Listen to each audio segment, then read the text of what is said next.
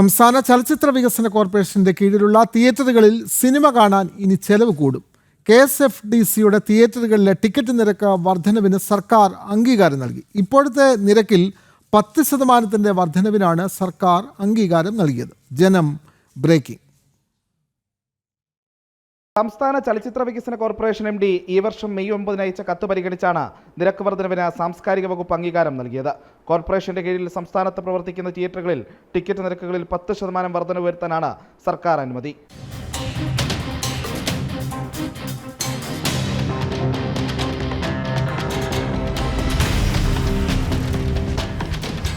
അതേസമയം എന്നു മുതൽ നിരക്ക് വർധനവ് നിലവിൽ വരുമെന്ന് ഉത്തരവിൽ സ്പഷ്ടമാക്കിയിട്ടില്ല. 8 ഇടങ്ങളിലായി മൾട്ടിപ്ലക്സുകളടക്കം 17 തിയേറ്ററുകളാണ് സംസ്ഥാന ചലച്ചിത്ര വികസന കോർപ്പറേഷന് കീഴിലുള്ളത്.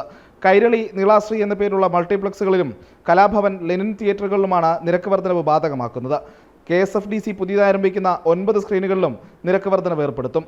സിനിമ കാണാൻ ചലച്ചിത്ര വികസന കോർപ്പറേഷൻ തിയേറ്ററുകളെ ആശ്രയിക്കുന്ന സാധാരണക്കാരെ ബാധിക്കുന്നതാണ് പുതിയ തീരുമാനം. പ്രജിത് മോഹനൻ, ജനം, തിരുവനന്തപുരം.